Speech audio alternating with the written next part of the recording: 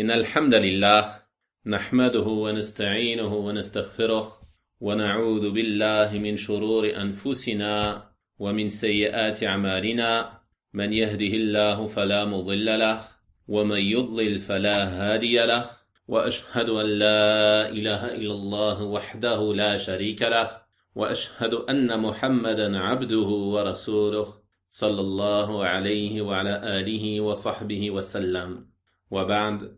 On se retrouve donc aujourd'hui pour la deuxième assise de ce séminaire intitulé « Le Tawhid avant tout ». On a vu dans l'assise d'hier l'explication de la parole de l'unicité, l'explication de la ilaha illallah. On a étudié son sens, on a vu ses piliers, ses conditions, une partie de ses bénéfices et de ses mérites mentionnés dans les textes du Coran et de la Sunna.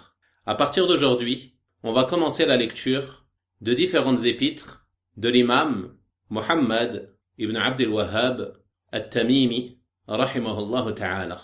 Et ces épîtres portent toutes sur le tawhid, la science de l'unicité d'Allah subhanahu wa ta'ala, qui désigne le fait de vouer un culte exclusif à Allah subhanahu wa ta'ala dans l'adoration. Et ces 4 épîtres que l'on va voir, elles font toutes partie des épîtres importantes et fondamentales dont le musulman ne peut se passer dans la pratique de sa religion. Comme on va le voir, le cheikh rahimahullah ta'ala, il a abordé des sujets qui sont nécessaires de connaître pour l'ensemble des musulmans. Et comme je l'ai annoncé, l'étude de ces épîtres, elle se fera de manière concise et résumée. C'est-à-dire que l'on ne va pas rentrer dans les détails de chaque point que l'auteur rahimahullah ta'ala a mentionné. Mais notre objectif à travers cette lecture, c'est pour ceux qui ont déjà étudié ces livres, de faire une révision générale. Et pour ceux qui ne les ont pas encore étudiés, d'avoir un aperçu global des sujets qui sont traités dans ces livres. Et ce afin de pouvoir revenir à ceux-ci en cas de besoin, si tu souhaites développer un de ces sujets. Tu sauras alors dans quel livre il est traité. Puis tu pourras revenir à d'autres études ou d'autres commentaires de ces ouvrages qui sont plus développés. J'ai d'ailleurs enseigné ces 4 ouvrages par le passé et les enregistrements sont présents sur le site An-Nasiha. Et d'autres parmi mes frères prédicateurs les ont également enseignés et sont présents sur leur site. On va donc commencer dans l'assise d'aujourd'hui l'étude du livre Les 3 fondements. Mais avant cela, on va commencer par la lecture de la biographie concise de l'auteur. Donc en principe, je vous ai envoyé le lien pour télécharger le PDF avec l'ensemble des épîtres que l'on va étudier. Donc vous avez à la page 5 une biographie concise de l'auteur Muhammad ibn Abd al-Wahhab al-Tamimi rahimahullah ta'ala que l'on va lire ensemble. Il est l'imam, le réformateur de l'appel à l'unicité, le cheikh Muhammad ibn Abd al-Wahhab al-Tamimi, qu'Allah lui fasse miséricorde. Il naquit en l'an 1115 de l'Hégire, correspondant à l'an 1703, dans la ville de Uyayna, au nord de Riyad, et grandit dans la maison de son père, qui faisait partie des gens de science. Donc, au nord de Riyad, la capitale actuelle du royaume d'Arabie Saoudite. Très vite, les signes de sa grande intelligence apparurent, et il termina la mémorisation du Coran avant l'âge de 10 ans. Masha'Allah. Avant l'âge de 10 ans, le cheikh rahimahullah ta'ala, il avait déjà terminé la mémorisation du livre d'Allah subhanahu wa ta'ala. Il étudia auprès de son père la jurisprudence hanbalite, ainsi que les sciences de l'exégèse et du hadith. On voit à travers cela l'importance de prendre soin de donner une éducation religieuse aux enfants, et ce, dès leur plus jeune âge. Il ne faut pas être négligent à ce sujet. Regardez le cheikh, rahimahullah ta'ala. Son père s'est occupé de son éducation religieuse dès sa plus tendre enfance. Avant 10 ans, il a terminé de mémoriser le Coran. Il a étudié auprès de son père la jurisprudence. Il a appris également les sciences de l'exégèse, les sciences du tafsir, et également les sciences du hadith, alors qu'il était enfant. Aujourd'hui, malheureusement, nombre de parents sont négligents quant à ce point. Tu verras beaucoup d'entre eux te dire « laisse-le, il est encore petit, il aura le temps », étant insouciant du fait que c'est à son plus jeune âge que l'enfant pourra au mieux apprendre la science, la mémoriser, la comprendre et en imprégner sa poitrine. Car plus il apprend petit, plus cette science sera gravée en lui. Bi'idhnillahi ta'ala. Et si tu attends qu'il grandit, alors en grandissant, il aura d'autres occupations. Il aura d'autres soucis. Et il se peut qu'il n'ait plus d'attrait pour ceci. C'est donc pour cela que dès leur plus jeune âge, il faut prendre soin de leur enseigner la science religieuse, en commençant par la croyance, en commençant par cette parole La ilaha illallah que l'on a expliquée hier, leur expliquer son sens, car c'est la parole de l'islam.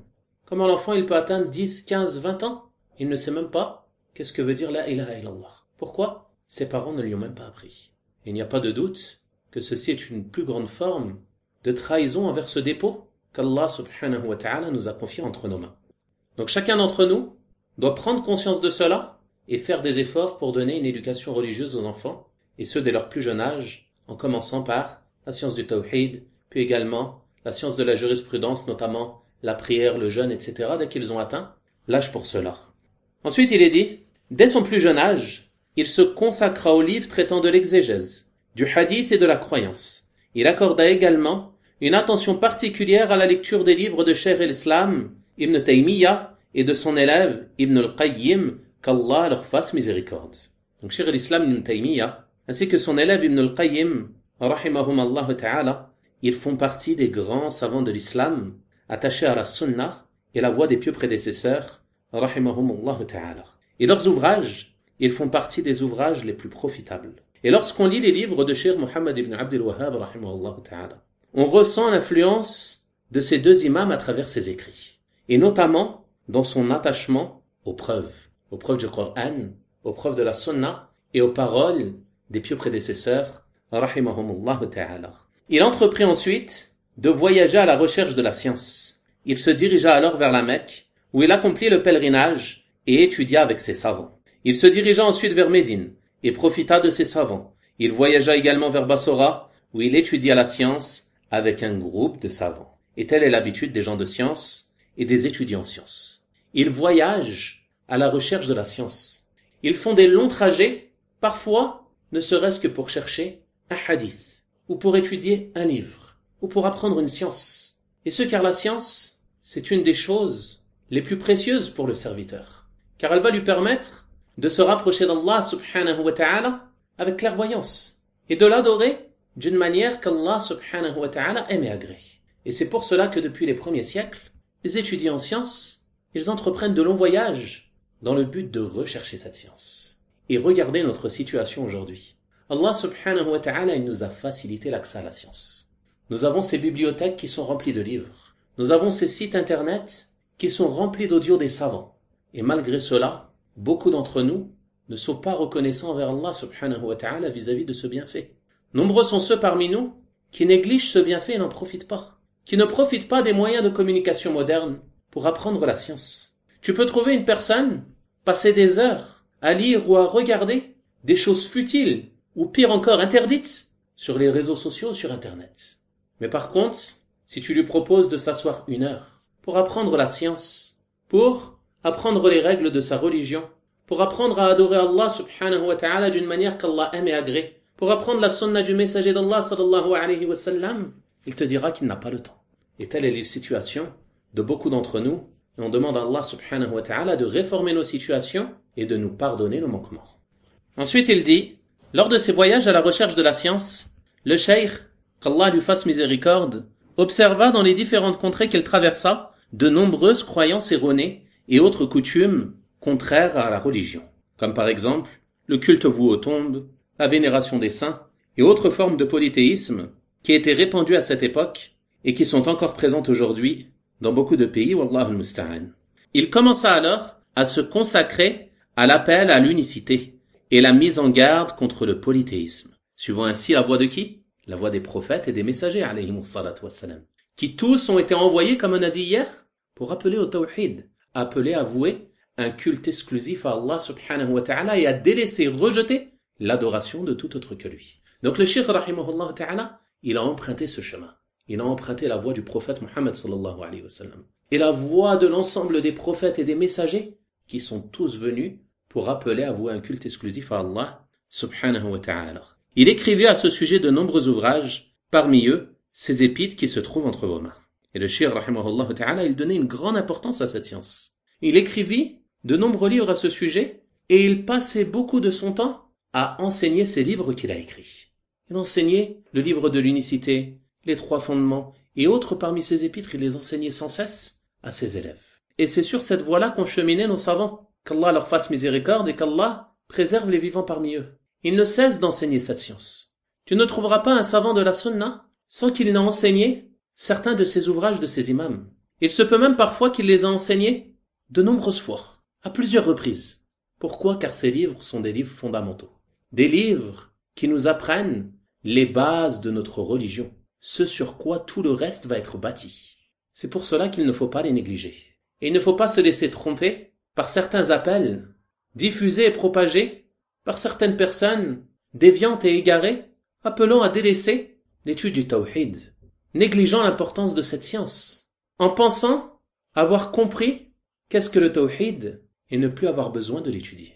Sache que si cette pensée te traverse l'esprit, c'est que tu n'as pas encore compris le tawhid. Si tu penses avoir compris et avoir assimilé ce qui te suffit dans cette science, c'est que tu n'as pas compris réellement qu'est-ce que le tawhid. Car c'est une science vaste qui doit sans cesse être revue et révisée afin d'en imprégner ton cœur. Donc le cheikh rahimahullah ta'ala, il consacra donc sa vie à l'appel à Allah, l'étude de la science, la recherche et l'écriture. Et Allah plaça la bénédiction dans son prêche qui se propagea très vite dans la péninsule arabique, notamment après son alliance avec le prince Mohammed ibn Saoud, donc l'ancêtre de la famille Saoud qui gouverne le royaume d'Arabie Saoudite jusqu'à nos jours. Puis il continua de se propager et de porter ses fruits jusqu'à nos jours dans différentes contrées aux quatre coins du monde. En effet, le cheikh rahimahullah ta'ala, son prêche, il s'est répandu à travers le monde entier. Et il a porté ses fruits dans de nombreux pays. Nombre de personnes sont revenues à la voix du prophète sallallahu alayhi wa sallam à travers la lecture et l'étude des ouvrages et des épîtres de cet imam rahimahullah ta'ala. Après une vie remplie de science, de lutte, d'appel à Allah, le shir décéda en l'an 1206 de l'Hégire, correspondant à l'an 1792, dans la ville de Dar'iyya, à l'âge de 91 ans. Qu'Allah lui fasse miséricorde et l'élève en degré au paradis. Amin. Donc ceci n'est qu'une biographie concise de cet imam et un aperçu de sa vie. Mais ceux qui veulent revenir à certains ouvrages ou certains audios dans lesquels sa vie nous est racontée et rapportée avec plus de détails, il verra des choses très surprenantes, notamment concernant la patience du cheikh et sa sagesse dans l'appel à Allah subhanahu wa ta'ala. On va donc passer à l'étude de la première épître, qui est les trois fondements.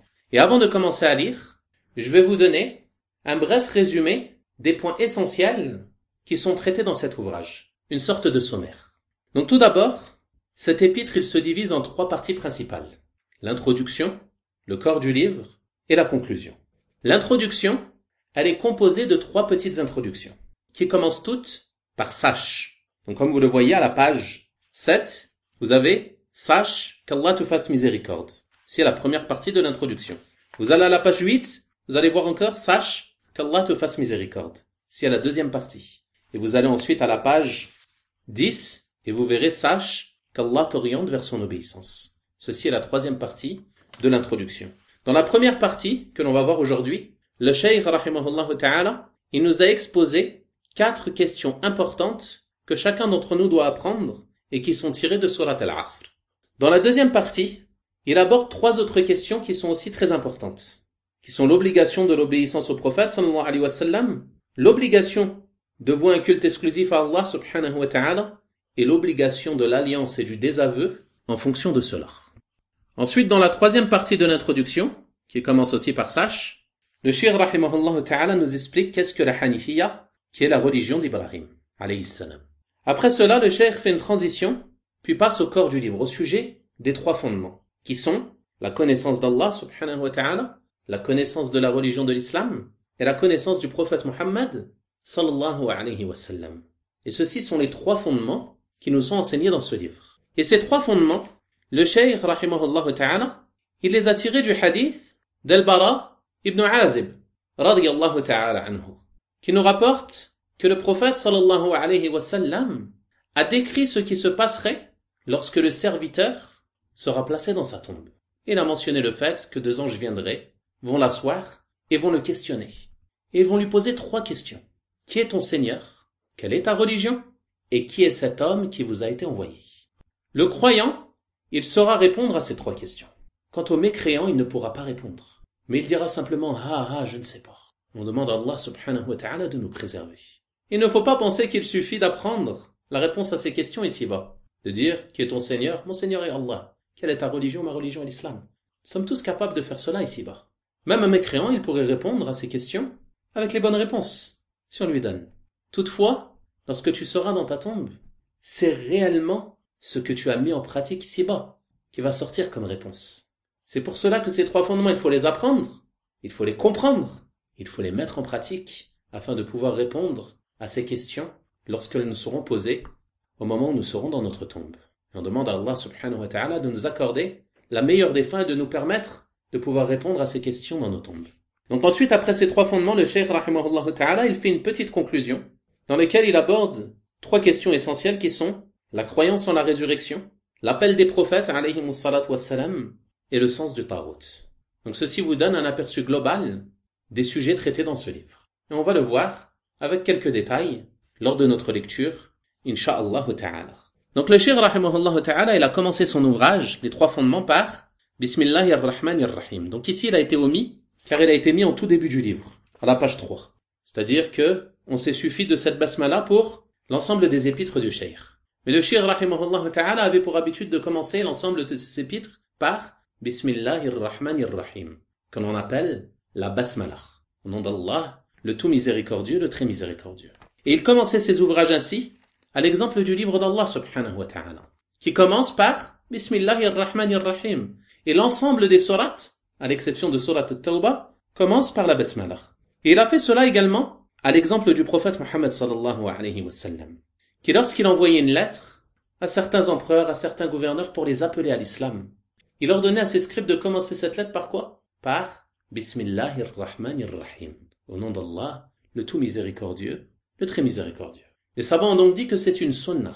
Lorsque tu écris une lettre ou un texte qui est important, pas un message sans importance ou des futilités, mais quelque chose qui est de l'importance, comme un écrit religieux, alors tu commences par la basmala et tu écris Bismillahirrahmanirrahim. Et ceci est même la sunnah de l'ensemble des prophètes alayhimus salatu wassalam, comme on le voit dans Surat An-Naml, au sujet du récit de Sulayman alayhi salam, lorsqu'il a écrit à la reine de Saba. Allah subhanahu wa ta'ala nous dit à ce sujet dans le Coran, Inni ulqiya ilayya kitabun karim, innahu min Sulayman, wa innahu bismillahirrahmanirrahim. Il m'a été envoyé un noble écrit. Il vient de Sulayman et il est écrit Bismillahirrahmanirrahim. Au nom d'Allah, le tout miséricordieux, le très miséricordieux. Et lorsque tu commences ton écrit par cette parole, par la basmala, le fait de dire Bismillahirrahmanirrahim, c'est une manière d'implorer Allah subhanahu wa ta'ala afin qu'il t'accorde son aide et sa bénédiction dans ton écrit. Ensuite, le cheikh rahimahullah ta'ala dit, sache qu'Allah te fasse miséricorde, qu'il est obligatoire pour nous d'apprendre 4 choses.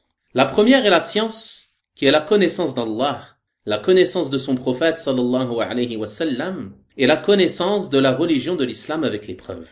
La deuxième est sa mise en pratique. La troisième est d'y appeler. Et la quatrième est de patienter face aux préjudices dans cela.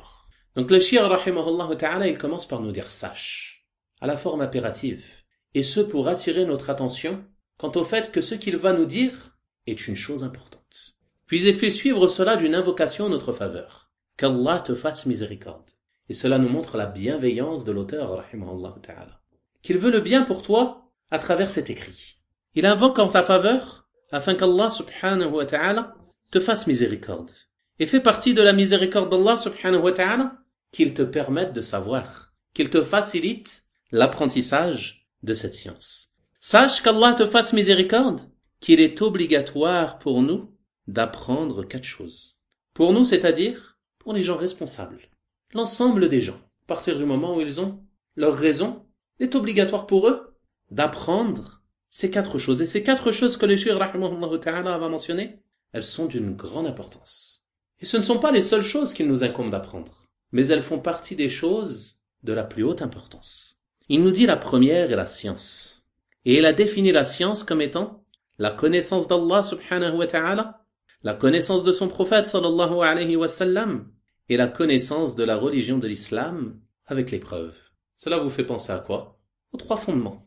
Ces choses par lesquelles l'auteur rahimahullah ta'ala a défini la science, ce sont les 3 fondements qu'il va nous enseigner dans ce livre. Donc il nous dit ici qu'il y a 4 choses qu'il faut que l'on apprenne. La première, c'est la science. Et cette science, c'est quoi? C'est les 3 fondements. La connaissance d'Allah, la connaissance de son prophète, sallallahu alayhi wa sallam, et la connaissance de la religion de l'islam avec les preuves. Donc le Cheikh, rahimahullah ta'ala, à travers cet ouvrage, il nous aide à remplir cette première obligation qui est l'apprentissage de la science. Cette science obligatoire. Et il nous a précisé ici une chose très importante.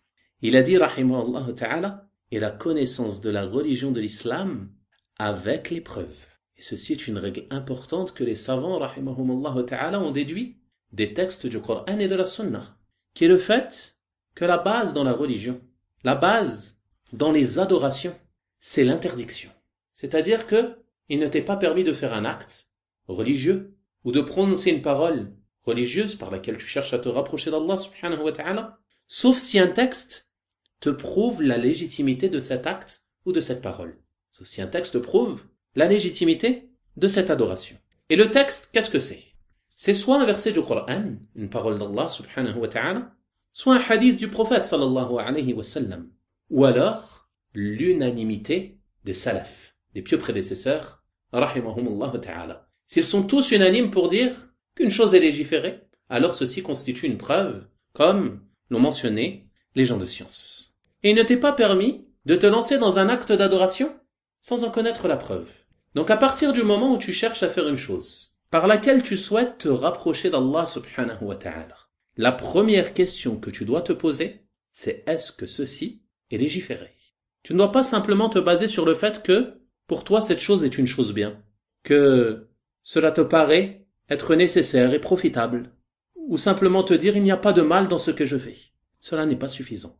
Il est indispensable que tu connaisses une preuve te démontrant la légitimité de cette adoration. Si tu ne connais pas de preuve, alors c'est interdit pour toi de faire cela. Et il n'y a pas de place à ce sujet pour les opinions personnelles des gens. D'ailleurs, on rapporte une phrase très célèbre de Ali ibn Abi Talib, radiyallahu ta'ala anhu, le 4e des califes bien guidés. Il a dit, radiyallahu ta'ala anhu, si la religion était basée sur les opinions, alors le dessous des chaussons serait plus en droit d'être effleuré que le dessus. Vous connaissez l'effleurement des chaussons. Lorsque tu fais tes ablutions et après, tu mets des chaussettes qui remplissent les conditions nécessaires. Après, lorsque tu souhaites faire tes ablutions, tu ne vas pas laver tes pieds, tu vas simplement passer tes mains mouillées dessus. Et ce qui est légiféré, qui nous est rapporté du prophète sallallahu alayhi wa sallam, c'est qu'on passe les mains au-dessus. Et Ali radiyallahu ta'ala anhu, il nous dit, si la religion était basée sur les opinions, sur la logique, alors le dessous, il aurait été plus en droit d'être essuyé. Pourquoi? Car c'est le dessous qui touche le sol. Mais ce qui nous a été légiféré, c'est quoi? C'est d'effleurer le dessus. Donc les adorations, elles sont basées seulement sur les textes, et non pas sur la raison ou sur les opinions. C'est à ce sujet également que l'imam Malik rahimahullah ta'ala a dit sa parole bien célèbre, que de toute personne, on prend ou on rejette, sauf de celui qui est dans cette tombe. Et il visait par cela le prophète Muhammad sallallahu alayhi wa sallam. C'est-à-dire que tout savant, il se peut qu'il y ait une part de ces paroles que l'on accepte, et il se peut qu'il y ait une autre part de ces paroles que l'on rejette. Et les paroles qu'on accepte, c'est lesquelles? C'est celles qui vont être en concordance avec ce qui est mentionné dans les textes du Coran et de la Sunna et l'unanimité des salafs. Et les paroles que l'on va rejeter, c'est celles qui ne sont pas basées sur un texte, ni sur un verset du Coran, ni sur un hadith du messager d'Allah sallallahu alayhi wa sallam, ni sur l'unanimité des salafs, rahimahumullah ta'ala. Et ceci est rejeté. Peu importe qui est la personne ou quel est le rang du savant qui a prononcé cette parole. À partir du moment où sa parole s'oppose à ses bases, alors sa parole ne peut être acceptée. Et ce, car comme on a dit dans l'adoration, on s'arrête aux preuves. Les preuves du Coran et de la Sunna et l'unanimité des salafs, rahimahumullah ta'ala. Et d'ailleurs cela, c'est une des 2 conditions de l'acceptation de tes œuvres, sans laquelle ton œuvre ne peut pas être acceptée d'Allah subhanahu wa ta'ala. Car pour être acceptées, les œuvres doivent remplir 2 conditions. La première condition, c'est la sincérité. C'est-à-dire que ton œuvre soit vouée exclusivement à Allah subhanahu wa ta'ala. Tu ne recherches par cette œuvre qu'à te rapprocher d'Allah subhanahu wa ta'ala. Tu ne recherches ni les compliments des gens, ni à satisfaire une personne, ni autre. Mais tu recherches seulement la satisfaction de ton Seigneur subhanahu wa ta'ala. Et la deuxième condition pour que ton œuvre soit acceptée, c'est qu'elle soit conforme à la sunna du messager d'Allah sallallahu alayhi wa sallam. Et si tu ne remplis pas cette condition, Même si tu es sincère envers Allah subhanahu wa ta'ala, alors ton œuvre elle est rejetée. Le prophète sallallahu alayhi wa sallam a dit dans le hadith rapporté par Aïcha, dans l'authentique de Muslim rahimahullah ta'ala, quiconque accomplit une œuvre que nous n'avons pas ordonnée verra son œuvre rejetée. Aussi sincère soit la personne, si son œuvre n'est pas conforme à la sunna du messager d'Allah sallallahu alayhi wa sallam, que c'est une chose que le prophète sallallahu alayhi wa sallam n'a pas légiféré, alors cette œuvre elle est rejetée. Donc ceci était une parenthèse importante concernant la parole de l'auteur rahimahullah ta'ala qui a dit « et la connaissance de la religion de l'islam avec les preuves ». Il est important lorsque tu apprends la science que tu prennes connaissance des preuves. Et les preuves, comme on a dit, c'est un texte du Coran, texte de la Sunna, ou alors l'unanimité des salafs. Et c'est important de comprendre cela, que c'est ces trois sources, les preuves. Car parfois, il y a quelqu'un qui va te dire, il est permis de faire telle adoration, il est légiféré de faire ceci ou cela. Tu lui dis, quelle est la preuve? Il te dit, Cheikh un tel a dit. Voici une fatwa. Il n'y a pas de doute que les fatawa et les paroles des savants sont des choses profitables dont le musulman a besoin pour avancer dans ses recherches et dans son étude de la science. Mais il ne faut pas penser que la parole du savant c'est une preuve en soi. La parole du savant ce n'est pas une preuve. C'est quelque chose sur quoi on va s'appuyer pour atteindre la preuve. C'est-à-dire que si tu entends qu'un savant a prononcé telle parole, alors tu vas chercher à savoir sur quelle preuve il s'est basé pour prononcer cette parole. Mais tu ne dois pas te contenter d'accepter cette parole sans même savoir sur quoi il s'est basé. Et c'est à cela qu'ont appelé les 4 grands imams de l'islam. L'imam Abu Hanifa, l'imam Malik, l'imam Shafi'i, l'imam Ahmad, rahimahumullah ta'ala, ils ont insisté dans nombreuses de leurs paroles à puiser d'où ils ont puisé et de ne pas se contenter de leurs paroles. Alors si tel est le cas pour ces 4 grands imams, que dire de moindre qu'eux parmi les gens de science contemporains? Il n'y a pas de doute que leurs paroles ne constituent pas des preuves en soi, mais que les preuves sont les textes, les versets du Coran, les hadiths du messager d'Allah sallallahu alayhi wa sallam et l'unanimité des salafs, rahimahumullah ta'ala. Ensuite, le cheikh, il nous dit, rahimahullah, la deuxième chose qu'il est obligatoire pour nous d'apprendre, c'est la mise en pratique. C'est-à-dire qu'après avoir appris la science, il t'incombe de mettre en pratique cette science. Car la science, ce n'est pas une finalité en soi. Mais l'objectif, lorsque tu apprends la science, c'est quoi? C'est que tu la mettes en pratique, afin de te rapprocher d'Allah subhanahu wa ta'ala. Ce ne sont pas seulement des données que tu emmagasines, que tu notes dans des cahiers, que tu enregistres, que tu mémorises. Mais c'est un savoir que tu dois mettre en pratique afin de te rapprocher d'Allah subhanahu wa ta'ala. Abdullah ibn Mas'ud, radiyallahu ta'ala anhu, un noble compagnon du prophète sallallahu alayhi wa sallam a dit, nous n'apprenions pas plus de 10 versets de la bouche du messager d'Allah sallallahu alayhi wa sallam jusqu'à ce que nous apprenions leur sens et que nous les mettions en pratique. Allahu Akbar. Ils n'apprenaient pas plus de 10 versets jusqu'à ce qu'ils apprennent leur sens et leur mise en pratique. Il dit, radiyallahu ta'ala anhu, nous apprenions la science et sa mise en pratique. Et ceci est une chose qui est négligée par beaucoup de personnes aujourd'hui. Il y a des personnes parfois, Allah al-Musta'an, qui se vantent d'avoir mémorisé ceci et cela. D'avoir mémorisé le Coran, d'avoir mémorisé tel et tel livre, d'avoir mémorisé tant de hadiths. Mais lorsque tu lis le Coran et que tu lis les hadiths, et que tu regardes sa situation à cette personne, tu ne retrouves pas les enseignements du Coran à travers sa pratique. Tu ne retrouves pas les enseignements du prophète sallallahu alayhi wa sallam à travers sa pratique. Pourquoi? Car il a mémorisé, mais il est loin de la mise en pratique. Telle est la situation de nombre de personnes aujourd'hui. Donc il faut prendre garde à cela, et se rappeler que la science, elle doit impérativement être suivie de quoi? De sa mise en pratique. Et si la science et les œuvres sont réunies, et que tes œuvres, elles remplissent les 2 conditions que l'on a mentionnées précédemment, la sincérité pour Allah et la conformité à la sunna du messager d'Allah sallallahu alayhi wa sallam, alors cette science, elle sera pour toi un argument auprès d'Allah subhanahu wa ta'ala.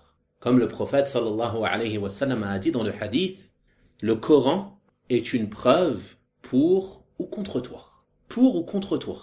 C'est une preuve pour toi si tu le mets en pratique. Tu mets en pratique ses enseignements.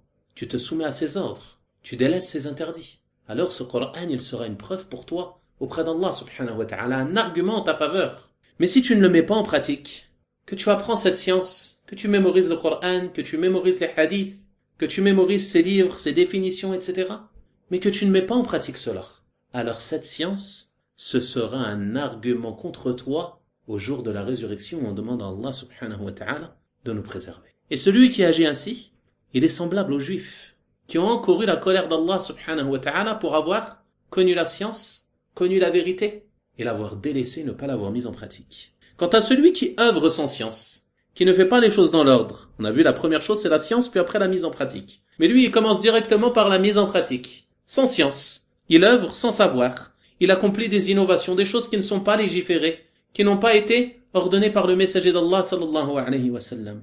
Alors celui-ci, il est semblable aux chrétiens, qui ont encouru la colère d'Allah subhanahu wa ta'ala pour avoir adoré Allah subhanahu wa ta'ala sans science.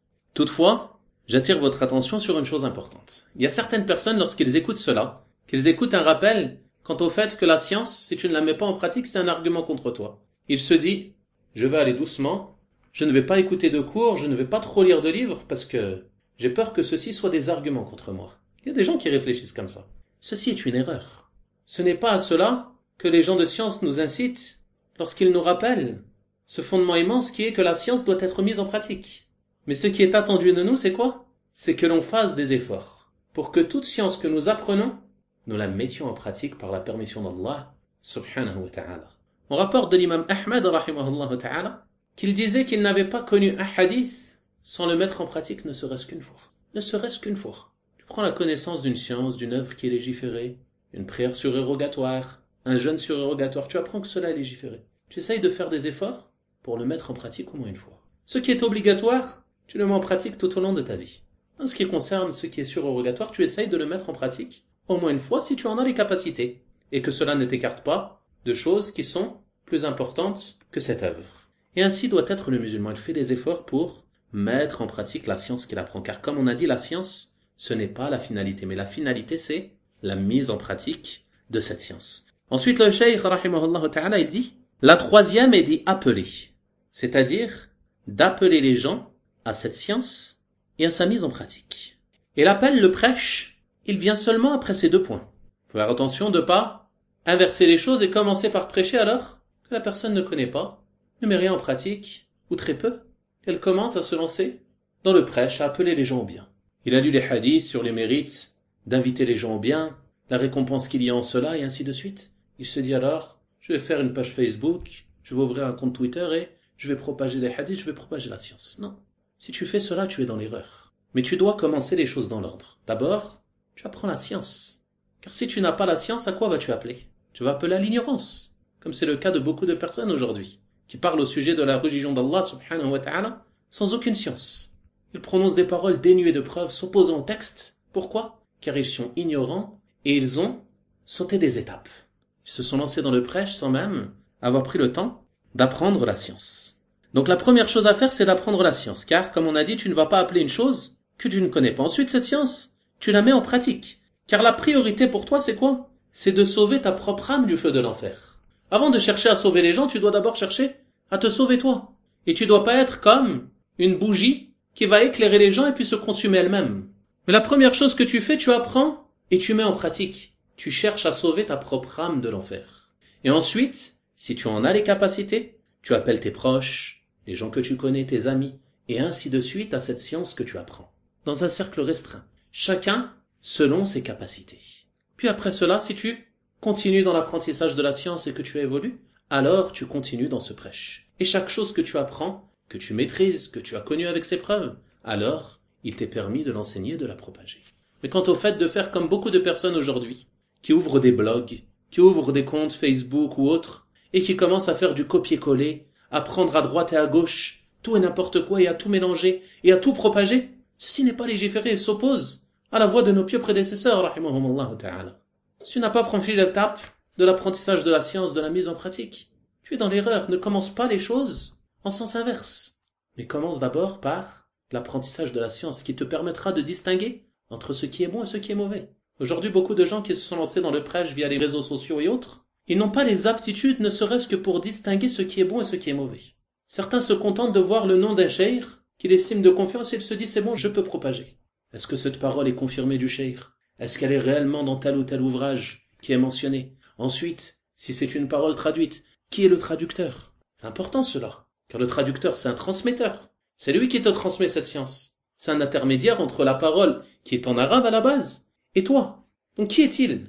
Si tu ne connais pas son identité, si tu as une traduction dont tu ne connais pas l'identité du traducteur, que tu ne peux pas revenir à lui pour savoir qui il est, quelles sont ses aptitudes. Tu ne peux pas accepter cette traduction.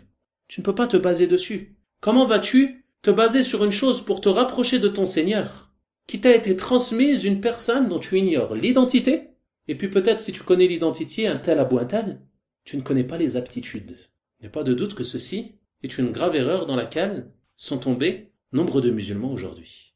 Imam Ibn Sirin, rahimahullah ta'ala, disait « Cette science est une religion.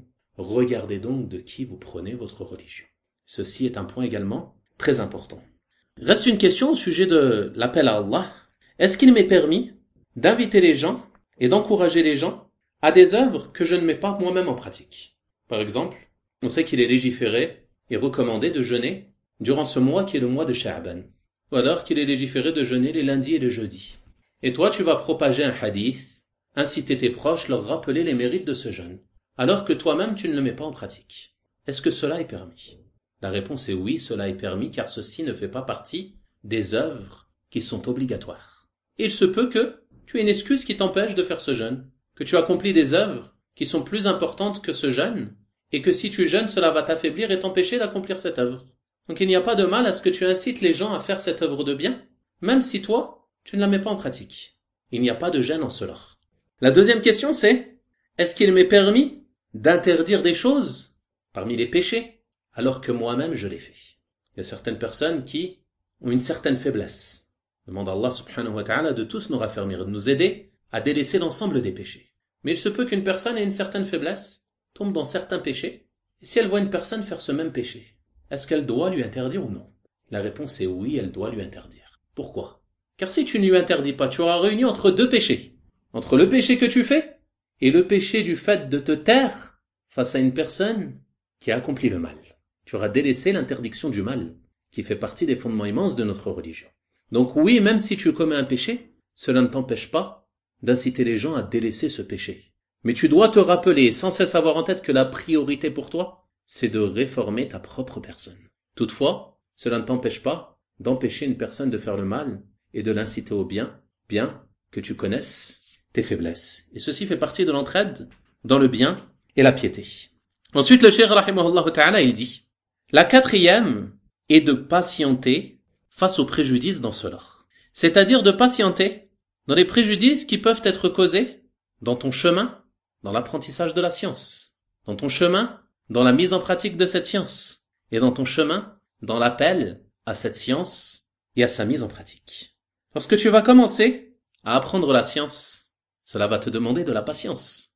Ce n'est pas forcément facile, surtout les premiers temps, de rester plusieurs heures à écouter des cours, à lire des livres, à prendre des notes, etc. L'apprentissage de l'arabe, cela va te demander de la patience. C'est une nouvelle langue, des nouvelles lettres, et ainsi de suite. Tu vas devoir patienter dans cela. Également la mémorisation. Mémoriser le Coran, le réviser, mémoriser les hadiths et ainsi de suite, tout cela, cela va te demander de la patience. Et tu dois patienter dans cela, patienter dans l'obéissance à Allah subhanahu wa ta'ala. Et cette patience elle-même, c'est une adoration. Tu es récompensé pour cette patience. Ensuite, après l'apprentissage, tu vas mettre en pratique. Et la mise en pratique également, elle va te demander de la patience. Pourquoi? Car cette religion, comme le prophète sallallahu alayhi wa sallam a dit, elle a commencé comme quelque chose d'étrange. Et elle redeviendra comme quelque chose d'étrange. Et telle est la situation de beaucoup de gens aujourd'hui qui cherchent à s'accrocher à l'islam authentique. Ils sont étranges aux yeux des gens, étrangers dans la société, étrangers même au sein du commun des musulmans. Donc la mise en pratique de cette religion, de manière authentique et conforme, cela va te demander de la patience, car tu vas aller à contresens de la société. Eux, ils veulent aller vers le mal, et toi, tu tentes autant que possible de te diriger vers le bien et vers l'agrément d'Allah subhanahu wa ta'ala. Tu dois donc t'armer de patience et persévérer sur cette religion et ne pas te décourager face aux critiques ou aux moqueries des gens. Laisse-les se moquer, laisse-les te critiquer, ils auront à rendre des comptes de leurs œuvres auprès d'Allah subhanahu wa ta'ala. Toi, tu restes ferme, tu as un objectif. Tu as appris dans le Coran et dans la Sunna et dans les paroles des pieux prédécesseurs rahimahumullah ta'ala la voie qui te mène à l'agrément d'Allah subhanahu wa ta'ala et un paradis éternel. Donc ces souffrances que tu endures dans ce bas monde, elles ne sont rien face à cela. Ce n'est qu'une poussière. Ce sont quelques jours que tu passes, et demain, tu seras seul dans ta tombe avec tes œuvres. Donc patiente.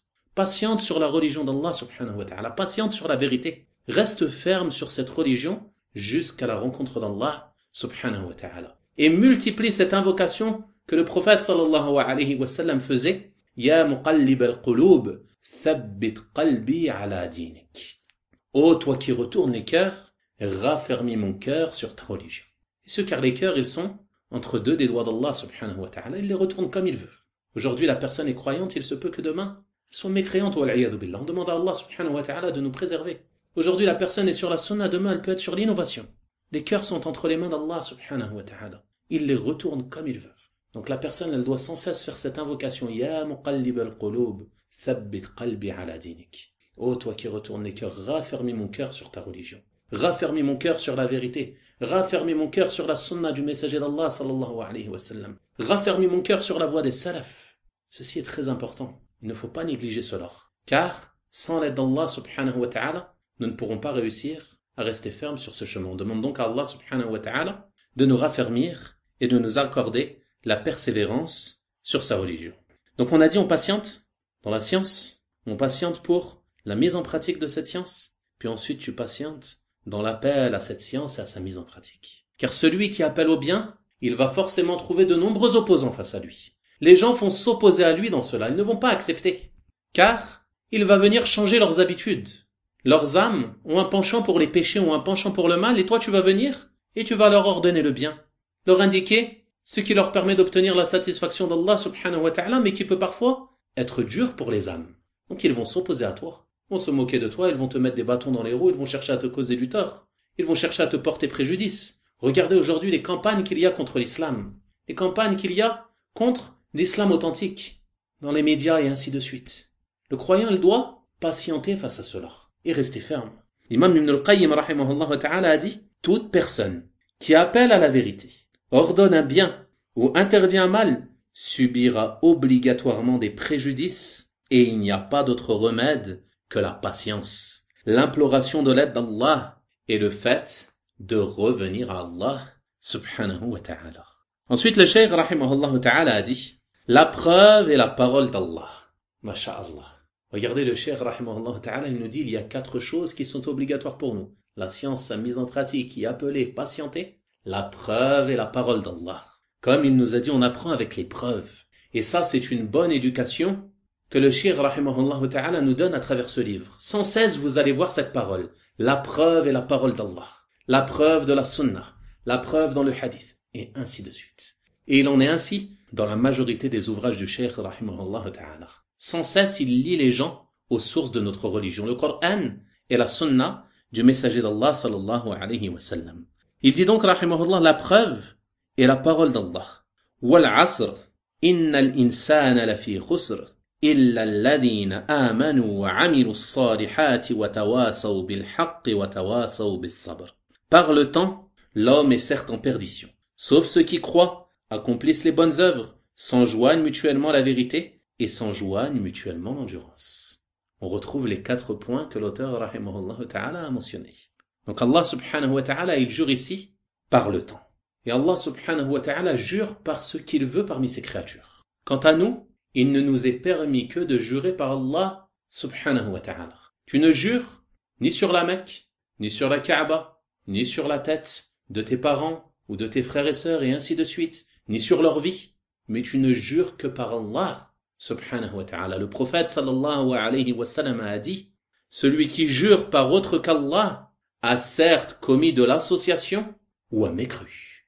Et ceci est à la base de l'association mineure de laquelle le musulman doit s'écarter et prendre garde à cela. Donc Allah subhanahu wa ta'ala, lui, il jure par ce qu'il veut. Et lorsqu'il jure par une de ses créatures, c'est pour nous montrer l'importance de cette créature. Ici, il jure par le temps. Le temps est d'une grande importance. La succession du jour et de la nuit. C'est dans ce temps que tu vas accomplir les œuvres pour te rapprocher d'Allah subhanahu wa ta'ala. L'homme est certes en perdition. L'homme, c'est-à-dire l'espèce humaine, est en perdition. L'ensemble de l'espèce humaine est en perdition. Allahu Akbar. Ces milliards de personnes sont tous en perdition. Allah subhanahu wa ta'ala a juré de cela. Mais il a fait exception d'une catégorie de personnes qui remplissent 4 caractéristiques. Il a dit, sauf ceux qui croient, accomplissent les bonnes œuvres, s'enjoignent mutuellement la vérité et s'enjoignent mutuellement l'endurance. Et ceux-ci sont les 4 points que l'auteur rahimahullah ta'ala nous a mentionnés. Sauf ceux qui croient à la foi, la science, connaissance d'Allah, la connaissance de son prophète, sallallahu alayhi wa sallam, la connaissance de la religion. C'est ainsi que tu vas avoir la foi, en apprenant la science. Car tu ne peux pas avoir foi en une chose que tu ne connais pas. Accomplir les bonnes œuvres, la mise en pratique, s'enjoignent mutuellement la vérité. Y appeler à la science, appeler à la mise en pratique, ceci est la vérité. Et s'enjoignent mutuellement l'endurance. L'endurance dans l'apprentissage de la science, sa mise en pratique, et le fait d'y appeler. Ensuite, il dit, rahimahullah ta'ala, Ash-Shafi'i, qu'Allah lui fasse miséricorde, a dit, si Allah n'avait descendu que cette sourate comme argument pour les créatures, elle leur aurait suffi. Donc le Cheikh, rahimahullah ta'ala, après nous avoir apporté la preuve du Coran, il s'appuie sur la parole d'un savant qui l'a précédé parmi les savants anciens. Et ceci est l'habitude des gens de science. Ils ne s'isolent pas avec leur compréhension, mais ils se basent sur les paroles de ceux qui les ont précédés. Et c'est à ce sujet qu'on trouve les paroles de certains salafs qui disent « Prends garde à ne pas prononcer une parole au sujet de laquelle tu n'as pas un imam, tu n'as pas un prédécesseur. Car si tu n'as pas de prédécesseur, alors cela veut dire que cette parole est nouvelle, cette parole est innovée. » Donc le Cheikh rahimahullah ta'ala, il se base sur la parole d'un savant ancien, l'imam al-Shafi'i rahimahullah ta'ala, Muhammad ibn Idris al-Shafi'i, qui est mort en l'an 204 de l'Hégire. Et ceci nous prouve que le Cheikh Muhammad ibn Abd al-Wahhab rahimahullah ta'ala, il n'est pas venu avec quelque chose de nouveau. Vous entendez souvent des gens qualifier le prêche de ce cheikh de prêche wahhabite, al-wahhabiyya, prétendant qu'il serait venu avec une religion nouvelle. Alors que, comme on a dit, il est sur la voie des prophètes et des messagers, alayhimus salatu wassalam.